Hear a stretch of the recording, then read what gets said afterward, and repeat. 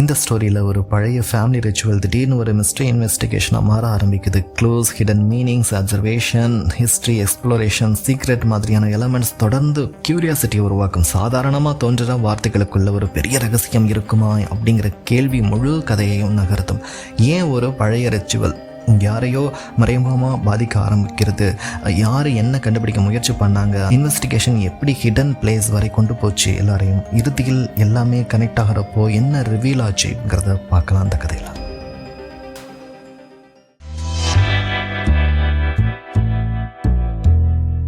ஒரு மனிதன் காணாமல் போன கேஸ் அப்படின்னு முதல்ல கேட்டால் சாதாரணமாக தோணும். ஆனால் இந்த கேஸில் விசித்திரம் வேறு இடத்துல இருந்துச்சு. காணாமல் போனவன் ஒரு திருடன் இல்லை, ஒரு கொலைக்காரனும் இல்லை, பல வருஷமாக ஒரே குடும்பத்தில் வேலை பார்த்த ஒரு நம்பிக்கையான வேலைக்காரன். ஆனால் ஒரு நாள் ராத்திரி எல்லாரும் தூங்கின பிறகு அந்த வீட்டோட பழைய குடும்ப சடங்கை ரகசியமாக படிச்சுக்கிட்டு இருந்ததை அவருடைய ஓனர் பார்த்துட்டார். அதுக்கப்புறம் சில நாளில் அவன் காணாமல் போயிட்டான். வெளியே போன தடயமும் இல்லை, காரணமும் இல்லை. அப்போதான் ஒரு கேள்வி எல்லாரையும் பிடிச்சிச்சு. ஒரு சாதாரண பழைய சடங்கு தாளுக்காக ஏன் ஒருத்தன் வாழ்க்கையே ஆபத்தில் போய்கிட்டான்? அந்த தாளில் அப்படி என்னதான் இருந்துச்சு? அந்த கேள்விக்கான பதிலை தேடி ஷெர்லாக் ஹோம்ஸ் அந்த வீட்டுக்குள்ளே நுழைஞ்சார். ஒரு பழைய கேஸ் பற்றி ஷெர்லாக் ஹோம்ஸ் ஒரு நாள் பேச ஆரம்பித்தப்போ அவருடைய முகத்தில் ஒரு வேறு மாதிரி நினைவு இருந்துச்சு. வாட்சன், எல்லா கேஸும் குற்றம் அப்படிங்கிறத பற்றின இருக்காது. சில கேஸில் மக்கள் பல வருஷமாக கண்ணை முன்னாடியே பார்த்த விஷயத்தையே புரிஞ்சுக்காமல் வாழ்ந்துட்டு இருந்திருப்பாங்கன்னு சொன்னார். அந்த நாள் அவர் ஆரம்ப காலத்தில் நடந்த ஒரு சம்பவத்தை நினைவு கூற ஆரம்பித்தார். அப்போது அவர் பெயர் கொஞ்சமாக வெளியில் தெரிய ஆரம்பிச்சிருந்த நேரம். ஷெர்லாக் ஹோம்ஸ், நான் பெரிய ஆள், இன்வெஸ்டிகேட்டர் அப்படின்னு. ஒரு நாள் காலை அவர் இருந்த இடத்துக்கு ஒரு இளைஞன் வந்திருந்தான். உயரமாக அமைதியாக இருந்தாலும் முகத்தில் தூக்கம் இல்லாத மாதிரி இருந்தான். அவன் பேர் ரெஜினால்ட் மஸ்கிரேவ். பெரிய பழைய குடும்பத்தை சேர்ந்தவன். அவன் உட்கார்ந்த உடனேயே கேஸ் சொல்ல ஆரம்பிக்கல. சில நிமிஷம் அமைதியாக இருந்துட்டு, நான் ஒரு விசித்திரமான விஷயத்துக்காக வந்திருக்கேன் சார். இது திருட்டா, மாயமா, இல்லை வேற ஏதாவதா அப்படிங்கிறது எனக்கே தெரியல அப்படின்னு சொன்னான். ஹோம்ஸ் அவனை அவசரப்படுத்தலை. மஸ்கிரேவும் மெதுவாக பேச ஆரம்பித்தான். அவங்க குடும்பத்தில் பல தலைமுறையாக ஒரு பழைய சடங்கு மாதிரி ஒரு கேள்வி பதில் தாள் அப்படிங்கிறது இருக்குமா.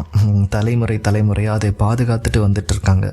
யாரும் அதுக்கு முக்கியத்துவம் கொடுக்கல. வீட்டில் பாரம்பரியம்னு மட்டும் நினச்சி வச்சுருந்தாங்க ஒரு வாரத்தில். ஆனால் சில நாட்களுக்கு முன்னாடி ஒரு விஷயம் நடந்துச்சு. அவங்க வீட்டில் பல வருஷமாக வேலை பார்த்த ஒருத்தன், பிரெண்டன், சாதாரண வேலைக்காரன் இல்லை, அவன் ஒரு புத்திசாலியும் கூட. படித்தவன், இத்தனைக்கும் எல்லாரையும் கவனித்து பொறுமையாக நடந்துக்கிறவன். ஒரு நாள் இரவு வீட்டில் எல்லாரும் தூங்கிக்கிட்ட பிறகு அவன் அவனுடைய ரூமில் இருந்ததை மஸ்கிரேவ் பார்த்துருக்கான். அங்கே அவன் அந்த பழைய சடங்கு தாளை எடுத்துகிட்டு படிச்சுட்டு உட்கார்ந்துருந்துருக்கான். மஸ்கிரேவ் உள்ளே போன உடனே பிரெண்டன் அதிர்ச்சியாக திரும்பி இருக்கிறான். வேலைக்காரன் இல்லையா, சாதாரணமாக பயப்படுற மாதிரி இல்லை, மாட்டிக்கிட்டவன மாதிரி முழிச்சிருக்கான். மஸ்கிரேவும் அவன்கிட்ட கேட்டிருக்கான், நீ இங்கே என்ன பண்ணிகிட்டு இருக்க? என்ன படிச்சுட்டு இருக்க? பிரெண்டன் உடனே பதில் சொல்லாமல் இருந்திருக்கிறான். அப்புறம் அந்த தாளை மடித்து வச்சுட்டு மன்னிப்பும் கேட்டிருக்கான். ஆனால் அவன் முகத்தில் வெட்கம் இல்லை, கவலை தான் இருந்திருக்கு. அதனால் மஸ்கிரேவுக்கு கோபம் வந்திருக்கு. வீட்டோட தனிப்பட்ட ஆவணத்தை யாரோடைய அனுமதியும் இல்லாமல் பார்க்கக்கூடாதுன்னு சொல்லி அவனை வேலையிலிருந்து நீக்க முடிவே எடுத்தான். பிரெண்டன் அப்போது உடனே ரொம்ப கெஞ்ச ஆரம்பிச்சிருக்கான். நைட்டு நேரத்தில், என்னை இப்போவே அனுப்பிடாதீங்க ப்ளீஸ், எனக்கு கொஞ்சம் நாளாவது கொடுங்க சார் அப்படின்னு கெஞ்சி கேட்டிருக்கான். அவருடைய முடிவு கொஞ்சம் தள்ளி வச்சுக்கிட்டதுனால பிரெண்டனும் அமைதியாக சில நாட்கள் வேலை பார்த்துருக்கான். ஆனால் வீட்டில் இருந்த சில பேர் அவனுடைய நடத்தை மாறிடுச்சுன்னு சொல்ல ஆரம்பிச்சிருக்கிறாங்க. மஸ்கிரேவ்கிட்டேயே எங்கேயோ யோசனை போயிருக்கும் மாதிரி. சில நேரம் அவன் காணாமல் போயிடுவான், சில நேரம் இரவு நேரத்தில் சுற்றிக்கிட்டு இருப்பான். மஸ்கிரேவும் இதை கவனிச்சுக்கிட்டு இருந்தாலும் பெரிய விஷயமா எடுத்துக்கல அந்தளவுக்கு. ஏன்னா அவன் போக போகிறவன் தானே அப்படின்னு நினச்சிட்டு இருந்திருக்காரு. ஆனால் ஒரு காலையில் ஒரு பெரிய விஷயம் நடந்துச்சு. பிரெண்டன் காணாமல் போயிருந்தான். அவனுடைய அறையில் இருந்த சில பொருட்கள் அப்படியே இருந்துச்சு. வெளியே போன தடயம் அப்படிங்கிறதும் சரியாக தெரியல. கதவு திறந்துருந்தது, ஆனால் அவன் போகிறதுக்காக திட்டமிட்டு கிளம்புன மாதிரி தெரியல. பேக்கிங்ஸ்லாம் எதுவும் பண்ண மாதிரிலாம் தெரியல. இதே நேரத்தில் வீட்டில் வேலை பார்த்த ஒரு பொண்ணோட நடத்தையும் விசித்திரமாக மாறி இருந்திருக்கு. அந்த பொண்ணு முன்னாடிலாம் பிரெண்டனோட நெருக்கமாக இருந்திருக்கிறாளாம், 2 பேரும் வேலைக்காரங்கிறதுனால. ஆனால் அவள் சில நாட்களாக அமைதியாக கோபமாக இருந்திருக்கிறான். பிரெண்டன் காணாமல் போனதுக்கப்புறம் இன்னும் வேறு மாதிரி அவள் நடந்துக்க ஆரம்பித்தான். யார்கிட்டையும் சரியாக பேசலை. அவளை கேட்டால் பதிலை தவிர்க்கிற மாதிரி, பதில் சொல்லாமல் இருக்கிற மாதிரி இருந்திருக்கு. மஸ்கிரேவுக்கு அப்போ தான் பழைய சடங்கு தாளும் பிரெண்டன் ஒரு நைட்டு நேரத்தில் அதை படிச்சுட்டு இருந்ததும் நினைவுக்கு வந்தது. இப்போ அவன் காணாமல் போனதும் ஒரே கோட்டில் ஏதோ கனெக்டிங் டாட்ஸ் மாதிரி இருக்குதுன்னு யோசிக்க ஆரம்பிச்சிருக்காரு மஸ்கிரேவ். ஆனால் எங்கே கனெக்ட் ஆகுது அப்படிங்கிற ஒரு இணைப்பு அவருக்கு புரியலை. அதனால தான் அவர் மஸ்கிரேவ் வந்து ஷெர்லாக் ஹோம்ஸை தேடி வந்திருந்திருக்காரு. எனக்கு பென்டன் எங்கே போனா அப்படிங்கிறது தெரிஞ்சால் போதும், ஆனால் ஏன் அந்த தாளை பார்த்தான், அதுக்கப்புறம் என்ன நடந்துச்சுன்னு தான் புரியலை சார் அப்படின்னு சொன்னதும் ஷெர்லாக் ஹோம்ஸ் அந்த கதையை முழுசாக கேட்டுட்டு உடனே கேள்வி கேட்டது பென்டன் பற்றினது கிடையாது. அவர் கேட்டார், அந்த சடங்கு தாள் இன்னும் உங்ககிட்ட இருக்கா மஸ்கிரேவ்? கேட்டதுமே மஸ்கிரேவ் அதிர்ச்சியாக ஷெர்லாக் ஹோம்ஸை பார்த்தாரு. அவர் எதிர்பார்த்தது காணாமல் போன மனிதனை பற்றின விசாரணை தான். ஆனால் ஷெர்லாக் ஹோம்ஸ் கவனம் இப்போது வேறு இடத்துல இருந்தது. மஸ்கிரேவ் அந்த தாளை எடுத்து கொடுத்தாரு. ஷெர்லாக் ஹோம்ஸ் அதை படிக்க ஆரம்பித்தார். முதல்ல அதை பார்க்கும்போது அது ஒரு அர்த்தமில்லாத ஒரு குடும்ப சடங்கு பேப்பர் மாதிரி தான் இருந்தது. ஆனால் அவருடைய கண் அப்படி கொஞ்ச நேரம் நின்னது ஒரு இடத்துல. சில வரிகள் படித்த உடனேயே ஷெர்லாக் ஹோம்ஸ் சிரித்தார். பக்கத்தில் இருந்து அவருடைய ஃப்ரெண்டை பார்த்துட்டு, வாட்சன், இதுதான் இந்த கேஸில் முதல் தடயம் அப்படிங்கிறது கிடையாது, இது முழு கதையோடைய கதவே இங்கே தான் இருக்குது அப்படின்னு சொல்ல ஆரம்பித்ததும் வாட்சனுக்கு புரியலை. அந்த நேரத்தில் யாருக்குமே அது என்னன்னு தெரியலை. ஒரு பழைய குடும்ப சடங்கு பேப்பர் அதில் இருந்தது ஒரு பெரிய ரகசியத்துக்கே வழிகாட்ட போகுது அப்படிங்கிறது. ஒரு பழைய குடும்ப சடங்கை ரகசியமாக படித்த வேலைக்காரன் பிரெண்டன் திடீர்னு காணாமல் போயிட்டான். மஸ்கிரேவ் அந்த வீட்டில் ஒருத்தர் ஓனரில் ஒருத்தர் மஸ்கிரேவ் இதை சாதாரண ஓட்டம்னு நினைக்கல. ஷெர்லாக் ஹோம்ஸ் கிட்ட அதனால தான் வந்து இதை விசாரிக்க சொல்லியிருக்காரு. ஷெர்லாக் ஹோம்ஸும் அந்த சடங்கு தாளை வாங்கி பார்த்ததும் இது வெறும் பாரம்பரியம் இல்லை, மறைச்சி வைக்கப்பட்ட ஒரு வழிமுறையாக இருக்கலாம்னு சந்தேகப்பட்டார். இப்போது கேள்வி என்ன அப்படின்னா, பிரெண்டன் எங்கே போனான் அப்படிங்கிறதுக்கு தாண்டி அவன் என்ன கண்டுபிடிச்சான், அவன் அந்த பேப்பரில் இருந்து என்னத்தை புரிஞ்சுக்கிட்டான், ஓடிட்டான் அப்படிங்கிறது தான். ஷெர்லாக் ஹோம்ஸ் அந்த சடங்குத்தால மறுபடியும் மேஜை மேலே விரித்து வச்சு படிக்க ஆரம்பித்தார். ஒவ்வொரு வரியும் கேள்வி பதில் மாதிரி தான் இருந்தது. ஆனால் அவருக்கு அது ஒரு உரையாடல் மாதிரி தெரியல. சூரியன் எங்கே இருந்தது, நிழல் எங்கே விழுந்தது, எவ்வளவு தூரம், இந்த மாதிரி குவிஸ் மாதிரி இருந்தது. இந்த மாதிரி வரிகளை அவர் தனித்தனியாக பிரித்து பார்த்தாரு. சில நிமிஷம் அமைதியாக இருந்துட்டு மஸ்கிரேவ் கிட்ட திரும்பிட்டு, மஸ்கிரேவ், உங்கள் குடும்பம் இதை சடங்குன்னு நினச்சி பார்த்துருக்குறாங்க, ஆனால் இதை எழுதியவர் மறக்காமல் இருக்க தகவலை மறைமுகமாக எழுதியிருக்கார் அப்படின்னு சொன்னதுமே மஸ்கிரேவ் சிரிக்கக்கூட முடியலை. பல தலைமுறையாக வீட்டில் இருந்து ஒரு காகிதம் திடீர்னு ரகசிய வரைபடமாக மாறுற மாதிரி தெரிஞ்சிச்சு. ஷெர்லாக் ஹோம்ஸ் உடனே அடுத்த கேள்விக்கு போனார். பழைய தோட்ட அமைப்பு, பெரிய மரங்கள், கட்டிட மாற்றங்கள், பழைய அளவுகள், அந்த நில அளவைகள் எல்லாத்தையும் கொண்டு வர சொன்னார் பத்திரத்தில் இருந்து. அடுத்த நாள் காலையில் 2 பேருமே மஸ்கிரேவ் மாளிகைக்கு போனாங்க, வாட்சனும் ஷெர்லாக் ஹோம்ஸும். பழைய கல் கட்டிடம், நீளமான ஜன்னல்கள், மந்தமான ஒரு டிம்மான வெளிச்சம் இருந்தது. அந்த வீட்டு வெளியில் இருந்து பார்த்தாலே ஏதோ உள்ளே மறைச்சி வச்ச மாதிரி இருந்தது. ஆனால் ஷெர்லாக் ஹோம்ஸ் உள்ளே நிற்கவே இல்லை, நேராக தோட்டத்துக்கு தான் போனார். சடங்கில் வந்த மரம், அந்த பேப்பரில் எழுதியிருந்தது மரம் இன்னும் இருக்கா அப்படிங்கிற மாதிரி பார்த்தாரு. கேட்டார் மஸ்கிரேவ் கிட்ட. அவனுமே சொன்னான், மஸ்கிரேவுமே, பல வருஷத்துக்கு முன்னாடியே வெட்டிட்டோம் அதுங்கிற மாதிரி. ஆனால் உயரம், இடம் இதெல்லாமே எக்ஸாக்டாக அந்த பேப்பரில் இருந்திருக்கு. ஹோம்ஸ் அதை கேட்டதும், மஸ்கிரேவ் சொன்னதை கேட்டதுமே அவர் வந்து ஒரு குச்சியை எடுத்துக்கிட்டு மண்ணில் கோடு போட்டார். சூரிய திசை, பழைய உயரம், நிழல் விழும் கோணம் எல்லாத்தையுமே மனசில் கணக்கிட்டு வச்சுக்கிட்டாரு. மஸ்கிரேவுக்கு ஒன்றுமே புரியல அவர் என்ன செஞ்சிட்ருக்காரு அப்படின்னு. ஆனால் ஷெர்லாக் ஹோம்ஸ் முகத்தில் ஒரு விஷயம் மட்டும் தெரிஞ்சது, அவர் ஏதோ கண்டுபிடிக்க ஆரம்பிச்சிட்டார் அப்படிங்கிறது. சில நேரம் கழித்து ஷெர்லாக் ஹோம்ஸ் திடீர்னு நின்று மஸ்கிரேவ் கிட்ட கேட்டார், பிரெண்டன் காணாமல் போகிறதுக்கு முன்னாடி ஏதாவது எடுத்தானா? மஸ்கிரேவ் உடனே எதுவுமே யோசிக்க முடியலை. அப்புறமா மெதுவாக சொன்னான், ஒரு பழைய அளவு கயிறு, மர கம்பி, சில கருவிகள் எல்லாமே காணாமல் போயிருந்தது ஞாபகம் வந்துச்சு குடோனில், ஸ்டோர் ரூமில் இருந்து. அந்த ஒரு பதில் கேட்ட உடனே ஷெர்லாக் ஹோம்ஸ் திரும்பி பார்த்தாரு. அவன் சடங்கை படித்தவன் இல்லை, அதை பயன்படுத்திக்கிட்டான் சொன்னதுமே அந்த வரி மஸ்கிரேவை அமைதியாகிச்சு. ஏன்னா பிரெண்டன் வீட்டில் வேலை பார்த்தவன், அவன் இதெல்லாம் யோசிப்பான்னு யாருமே நினைக்கல. இப்போ அவன் காணாமல் போனது பயமாக இல்லை, அவன் எவ்வளவு தூரம் போயிருக்கான், ஐயையோ எங்கே போயிட்டானோ அப்படிங்கிறது தான் அந்தளவுக்கு பயங்கரமாக இருந்துச்சு. ஹோம்ஸ் அங்கே இருந்த ஒரு புள்ளியில் நின்று ஒரு கணக்குப்படி நடக்க ஆரம்பித்தார். சில அடிகள் நேராக போனார், அப்புறமா திரும்பினார், மறுபடியும் தூரத்தை அளந்து பார்த்தாரு. மஸ்கிரேவ் அமைதியாக பின் தொடர்ந்து போய்கிட்டே இருந்தான் அவர் கூடவே. இது விசாரணை மாதிரி இல்லை, யாரோ பல வருஷத்துக்கு முன்னாடி விட்ட ஒரு புதிரை தீர்க்கிற மாதிரி தெரிஞ்சது. சில நிமிஷத்துக்கு அப்புறம் ஷெர்லாக் ஹோம்ஸ் ஒரு இடத்துல நின்று கீழே பார்த்தார். மண்ணில் லேசாக வேற நிறம் இருந்தது. யாரோ சமீபத்தில் அதை அசைச்ச மாதிரி. மேலே இருந்து பார்த்தா தெரியாது, ஆனால் கவனமாக பார்த்தா தான் தெரியும். ஷெர்லாக் ஹோம்ஸ் குனிஞ்சு கையால் தொட்டு பார்த்தாரு. அப்புறமா சிரிக்காமல் ஆச்சரியப்படாமல் மெதுவாக, அவன் சரியான இடத்துக்கு வந்திருந்திருக்கான் அப்படின்னு மட்டும் சொன்னார். அந்த இடத்துல இருந்து கொஞ்ச தூரத்தில் ஒரு பழைய கட்டிடம் இருந்துச்சு.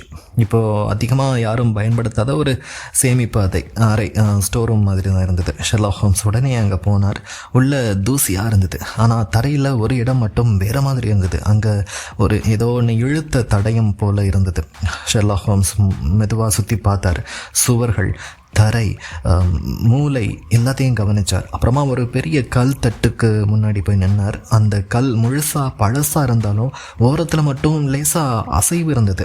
யாரோ சமீபத்தில் திறந்து மறுபடியும் மீண்டும் அதே இடம் வச்ச மாதிரி இருந்தது. மஸ்கிரேவ் மெதுவாக கேட்டான், இதுதானா?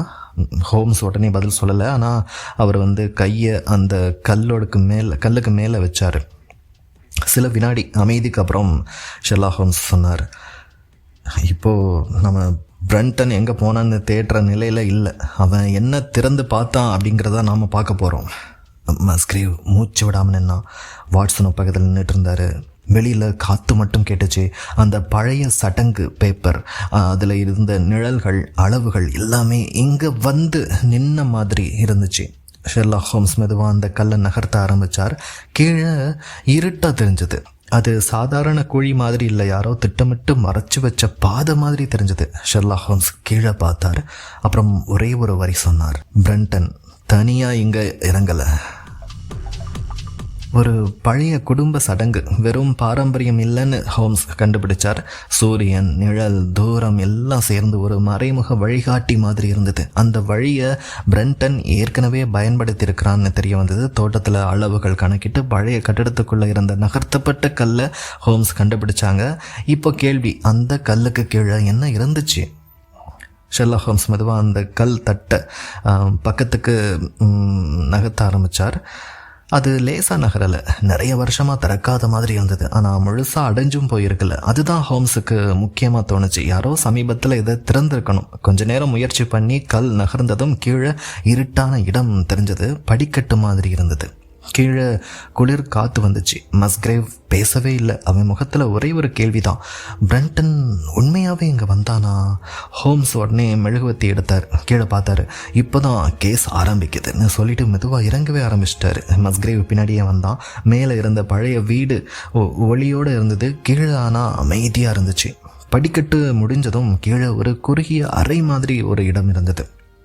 சுவர்கள் பழைய கற்களாக இருந்தது. காற்றே நிற்கிற மாதிரி இருந்தது. தரையில் தூசிகளாக இருந்தது. ஆனால் ஒரு விஷயம் மட்டும் வேறு மாதிரி தெரிஞ்சது. சில இடத்துல காலடி தடயங்கள் இருந்துச்சு. பழசா இல்லை, சமீபத்தில் யாரோ நடந்த மாதிரி.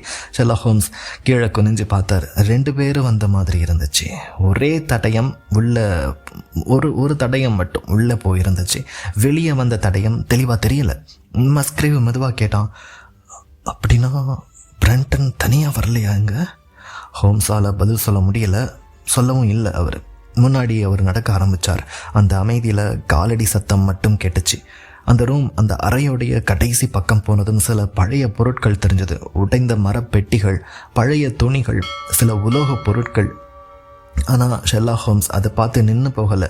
அவருடைய கவனம் வேறு இடத்துல இருந்துச்சு. ஒரு மூலையில் ஏதோ கிடந்தது.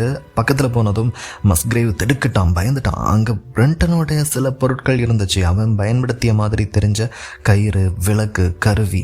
ஆனால் பிரண்டன் அங்கே இல்லை. அதுதான் இன்னும் பயமாக இருந்துச்சு. யாராவது திட்டம் போட்டு பொருட்களை அங்கே விட்டுட்டு போன மாதிரியும் தெரியல. ஹோம்ஸ் உடனே தரையை பார்த்தாரு. அங்கே லேசாக ஏதோ இழுத்த தடயம் மாதிரி இருந்தது.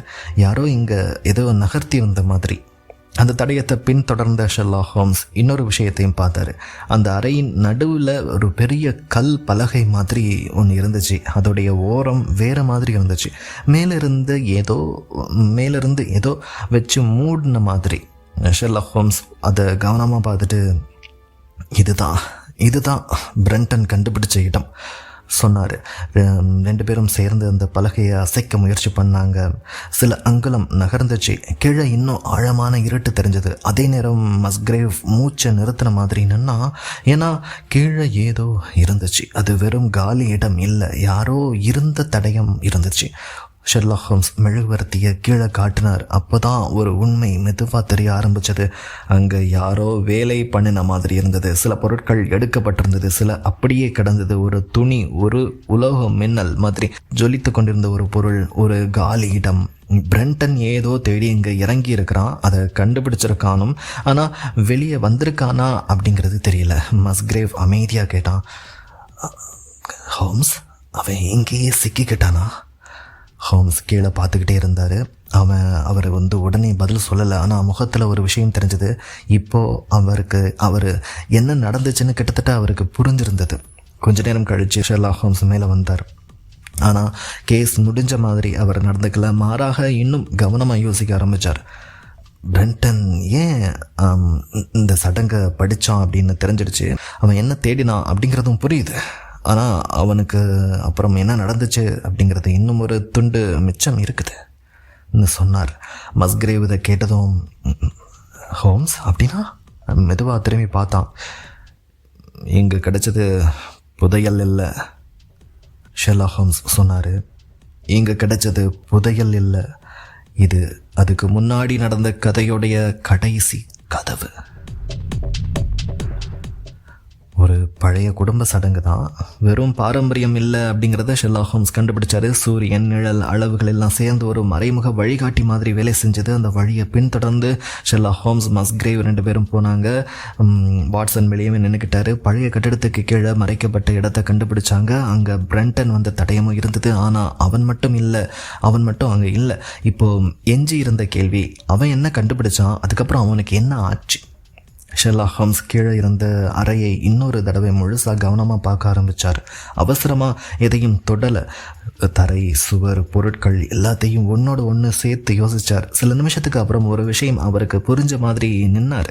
அங்கே இருந்த ஒரு பெரிய கல் அமைப்பு வெளியிலிருந்து மட்டும் திறக்கிற மாதிரி அப்படிங்கிறது தெரிஞ்சுது. ஆனால் அதுக்கு 2 பேர் தேவைப்படுற மாதிரி இருந்துச்சு. அப்போ தான் அவர் மஸ்கிரேவ் கிட்ட கேட்டார், பிரண்டனோட நெருக்கமாக இருந்த வேலைக்கார பொண்ணை பற்றி பேச ஆரம்பித்தார். மஸ்கிரேவ் மெதுவாக நினச்சி பேச ஆரம்பித்தான். சில நாட்களாக அவள் விசித்திரமாக நடந்துக்கிட்டு இருந்தாலாம். பிரண்டன் காணாமல் போனதுக்கப்புறம் இன்னும் அமைதியாக மாறிட்டாலாம். ஷெர்லாக் ஹோம்ஸ் உடனே ஒன்றுமே சொல்லலை. ஆனால் அவருடைய கணக்கு கிட்டத்தட்ட முடிஞ்சிருந்தது. ஹோம்ஸ் சொன்ன விளக்கம் மெதுவாக எல்லாத்தையும் இணைக்க ஆரம்பிச்சது. பிரண்டன் சாதாரண வேலைக்காரன் இல்லை, அவன் புத்திசாலி, படித்தவன் கூட. குடும்ப சடங்குத்தால் பார்த்த உடனே அது ரகசிய வழிகாட்டி, மேப் அப்படிங்கிறத புரிஞ்சுக்கிட்டான். தனியாக இதை செய்ய முடியாதுன்னு தெரிஞ்சுக்கிட்டான். அவனுக்கு உதவி தேவைப்பட்டிருக்கும். அதனால் அந்த பொண்ணையும் அவன் சேர்த்துருக்கலாம். 2 பேரும் ஒரு நைட் நேரத்தில் அளவுகள்லாம் பார்த்து மறைமுக பாதையை கண்டுபிடிச்சு கீழே இறங்கியிருக்கலாம். இதே மாதிரி இங்கே அவங்க ஏதோ ஒன்று பார்த்துருக்குறாங்க. ஆனால் அதுக்கப்புறம் ஏதோ தப்பாக போயிருக்குது.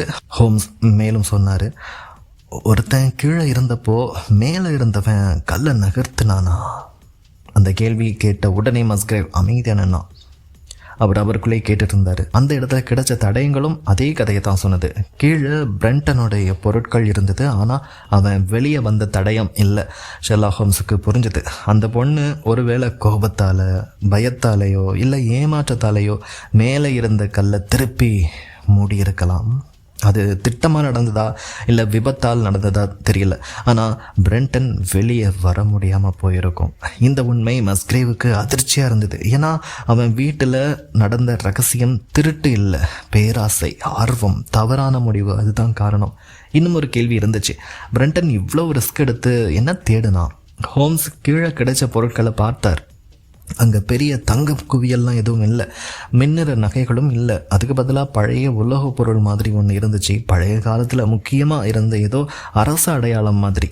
அதை கவனமாக பார்த்த ஷெர்லாக் ஹோம்ஸ் இதை சாதாரண பொருள் இல்லைன்னு சொன்னார்.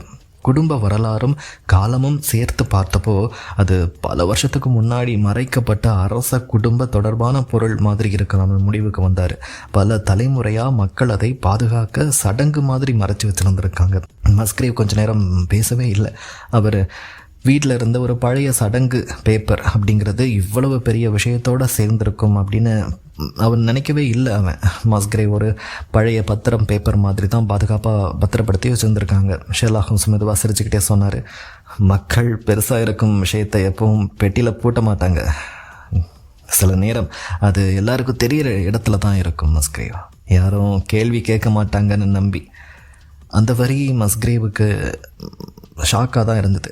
பிரெண்டன் புதையலை கண்டுபிடிக்கல, ஒரு பழைய உண்மையை கண்டுபிடிச்சான். ஆனால் அதில் இருந்து வெளியே வர முடியல. வீட்டை விட்டு வெளியே வரும்போது ஹோம்ஸ் வாட்சன் கிட்ட பின்னாடி இதை பற்றி சொன்னார். வாட்சன், இந்த கேஸில் எனக்கு பிடிச்சது முடிவு இல்லை, ஆரம்பம்தான். வாட்சன் கேட்டார், எப்படி, என்ன சொல்கிறீங்க இதனால்? ஹோம்ஸ் இதை கேட்டு சிரிச்சுட்டு, பல வருஷமாக எல்லாரும் மனப்பாடமாக சொல்லிக்கிட்டு வந்த ஒரு குடும்ப சடங்கு உண்மையிலேயே ஒரு மேப், ஒரு வரைபடம்னு யாருமே யோசிக்கல. அந்த கேஸ் அங்கே முடிஞ்சது. பெரிய புதையல் கிடைக்கல, பெரிய சண்டை இல்லை. ஆனால் ஒரு விஷயம் மட்டும் எல்லாருக்கும் புரிஞ்சது, சில ரகசியங்கள் மறைக்கப்படாது, அதை யாரும் கவனிக்காத மாதிரி மட்டும் வச்சுருப்பாங்க, சந்தேகத்துக்கு இடமில்லாமல்.